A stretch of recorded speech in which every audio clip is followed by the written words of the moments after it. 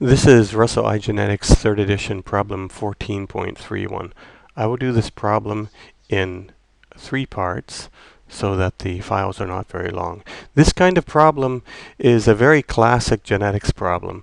This problem is very popular. I guess it could have existed for 100 years almost now, since Morgan started mapping Drosophila genes. You will find textbooks 50 years old that have this kind of problem in them. I'm going to do it a little bit differently in the book. I'm going to use logic. The reason why these problems are so common, so frequent in exams and genetics courses is because they have the student apply logic and quantitative reasoning to a very complex biological process, meiosis, to come up with very clear results. I'm going to do it a little differently than the book. You can also look at the book's answer, and I'm going to divide it up different. I'm going to ask you different things. The book would tell you what the genotypes of the parents are. I wouldn't tell you that because it's somewhat obvious. We have in Drosophila melanogaster a couple interesting aspects. One is that the female undergoes crossing over during meiosis, but the male does not. This is unusual, but this is the situation, and so we can handle that. So when we do this, when we see this list of phenotypes here and numbers, what we are really looking at is the production of gametes from the female here. The male is this, then we would infer that this is a test cross and that the female is going to be heterozygous at every locus, and the male would be homozygous recessive at every locus. So it's a test cross, and it must be that the male is the homozygous recessive because the female is the one that undergoes crossing over. And this whole problem is about understanding where the loci are relative to each other to create a physical map of the genes. And so what we're really looking at is what happens during meiosis in the female. And because it's a test cross to a homozygous recessive male, the frequency of phenotypes tells us what the genotypes are of the gametes. And depending on how frequent they are, we can determine what their distance is between. Okay, so the first part here is to figure out what's going on. There's something a little bit unusual here.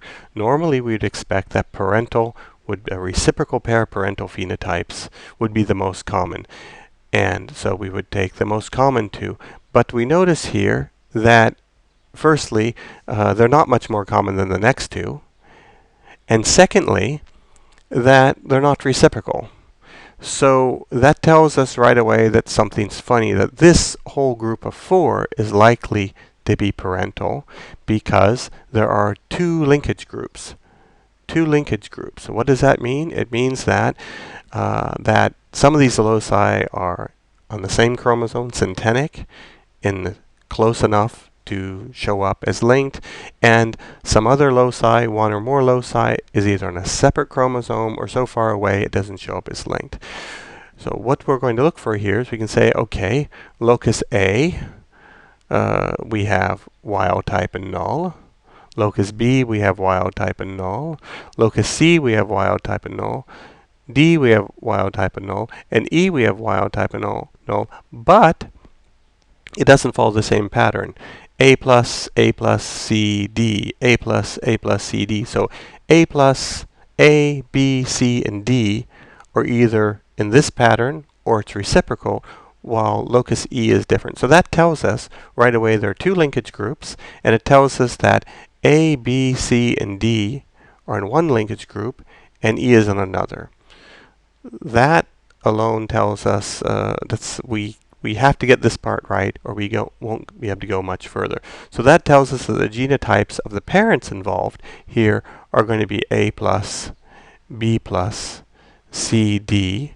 I'm going to use proper full notation here, though I'll use a shorter notation later. So the parent, which is female that we're interested in, is going to be wild type at A and B, and null at C and D on one chromosome from one parent, and the reciprocal on the other. And locus E is in a separate linkage group, also heterozygous. So this tells us this is the genotype of the Drosophila that's being test crossed, and it's being test crossed against the male, which is going to be A, B, C, D, completely homozygous recessive. Notice I'm trying to use proper notation. I should be consistent with notation. Okay, so this is the first step. I will continue in the next one with figuring out what the order is. What we have now is a genotype of the parent, but the order is not correct. Could be correct, but we don't know. It's just they're put alphabetically. Whenever you see it alphabetically, it suggests that they're listed alphabetically, not in the proper order. What we want to determine in the next step is what is the genotype of this parent, in which we use proper notation and we show what the physical order is.